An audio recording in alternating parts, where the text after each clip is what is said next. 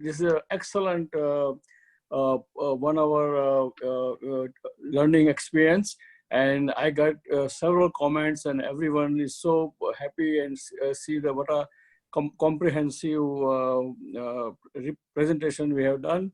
And I must congratulate all our panelists, Dr. Ganguly, Dr. Saran, Dr. Gurera, and Dr. Paul. So thank you, everyone. And I think we did a great job. Thank you. Yes, we do believe that there is, we don't know what the future will hold. But we also know today is that the disease is localized in parts of India. It is not a general pandemic all over in the same way. As you would expect in an infectious disease of this nature, this disease loves people, more the density, more predilection we have for the pandemic to intensify and to affect people. So as of today, 85% of our active cases are in only 8 states.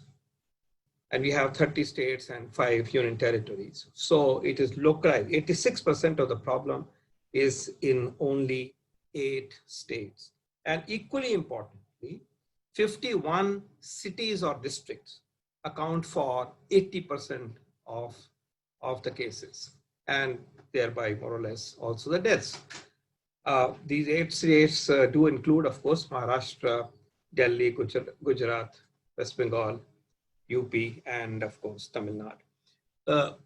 So the geographies are limited even today, well into the pandemic globally.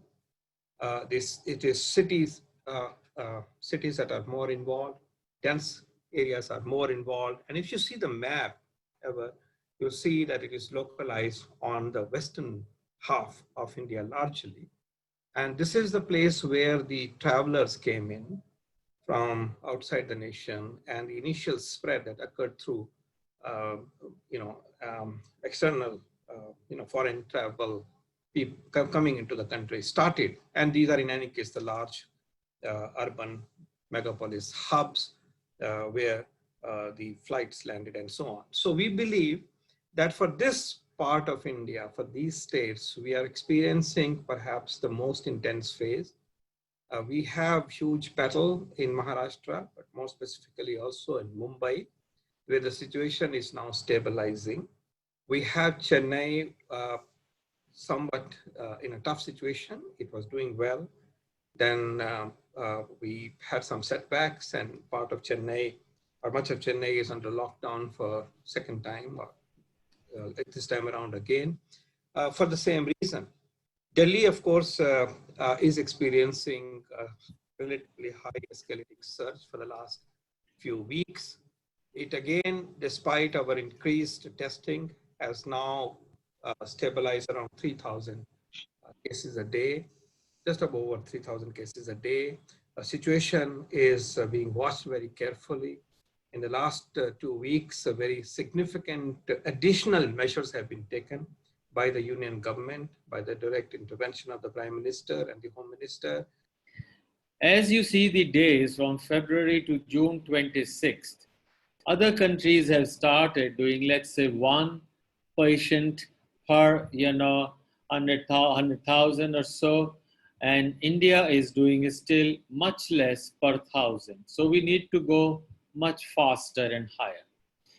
Now, India is doing symptomatic as well as asymptomatic, which are high risk as per ICMR guideline. We are much better where people are only doing with symptoms. So India is doing symptoms plus asymptomatic, but it's a huge country. Contact tracing, is India doing well? You can see US is doing limited tracing, while those where comprehensive tracing, India is in that league of nations. Yes, we are scaling up, but we have much more to do. Now, what are these lab tests about what we are talking?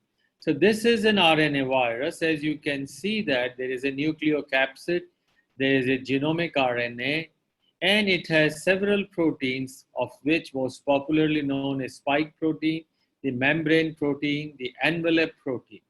Now, these viral components, either the viral RNA, where you can do RT-PCR or several other techniques, or the viral proteins, which can be detected as an antigen by ELISA or chemiluminescence, or you can see the host response. These are the antibody-based tests. We have real-time PCRs, we have point-of-care cartridge-based or antigen-based, or you have serology-based. What we are using globally and also in India and RT-PCR, which takes 2 to 4 hours, it is time-consuming. We also have started now the rapid antigen test, which takes 15 to 30 minutes. But I want to tell you it is very risky because your antigens are probably maybe different. And I'll briefly tell you because these are Korean or other countries' kits. Now, which sample to collect? We are generally collecting nasopharyngeal or oropharyngeal, which is on a swab, which has Dacron or polyester flocked swabs. Remember, these swabs have to be carefully transported and stored. If you look at the nasal swabs give you the lowest CT value. Lower the CT means control to test, lower the PCR runs, higher is the viral load. So you have a lower CT in the nasal swabs while you have a higher CT in others. Therefore, nasal swabs are good. India has, without research, it can't be done. In two areas, India has done well in the cases of AIDS and in case of polio, where research has guided the containment and the control. I will just take one example how research has guided. For the polio, the AAPI surveillance, the viral molecular surveillance, which we did almost for the world and tracked it around the globe, caught the shrinking of the genotypes and created every intervention in India and globally based on that. Then we came to the environmental surveillance, which was very powerful for COVID also. Now we have seen that environmental surveillance will be very, very important. We also went to the bivalent intervention, which was also very, very useful and which showed the globe that what we can do. And then we introduced IPV in our country, as well as we were now thinking of, because it is again coming up, the vaccine-derived viruses, the new polio vaccine. The same principle will actually prevail for the COVID also.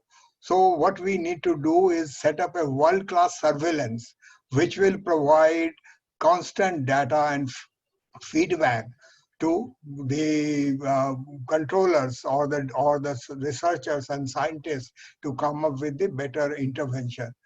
And this has to be done, as we have seen for the AIDS. We have to free the surveillance for the CDC India, ICMR and other organizations, as well as for the other scientific organizations like ILBS or any other organization which wants to go into surveillance, because that in the AIDS that was very, very rich and useful.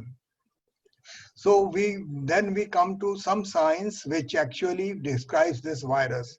This virus, in about 7,000 or 8,000 of this virus has been completely sequenced.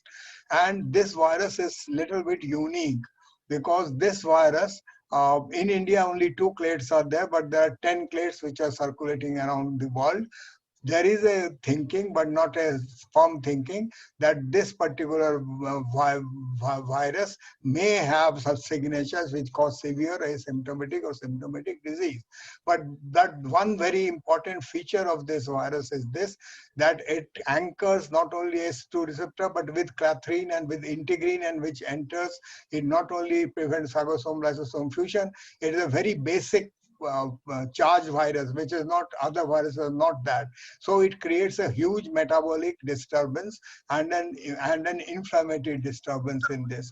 From the bats, what we have learned, that these bats have higher temperature, and so this virus, when temperature normally controls the virus. So when in humans, temperature rises, the COVID virus survives over there. So home management has now become more and more popular, and that has actually to some extent decreased the load on hospitals as far as home care is concerned.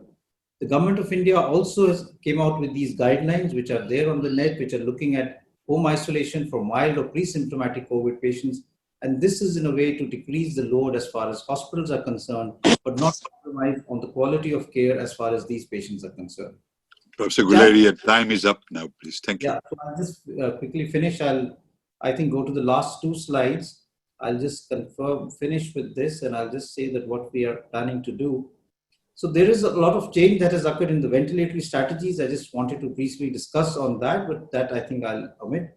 There has been a large number of drugs as far as clinical care has been looked at, and this is a group which looked at various drugs which are available in the Indian, which have potential, and try to rate them as far as drug potential for India is concerned in terms of availability, in terms of cost. And this includes hydroxychloroquine, favipiravir, leponavir, and ritonavir, and remdesivir. And a large number of other drugs like ivermectin have also been tried, and they may also have a potential. Final slide, which actually tends to show the guidelines in a more comprehensive manner. This is the latest Government of India guidelines, which look at mild cases, moderate and severe cases based on risk stratification of respiratory rate and the saturation. And those who have more severe illness, steroids are also recommended. And we've also added dexamethasone along with methylprednisolone, which we're already giving in the past, but based on recent data, that has also been added. And remdesivir, convalescent plasma, tocilizumab have all been looked at as investigational therapies.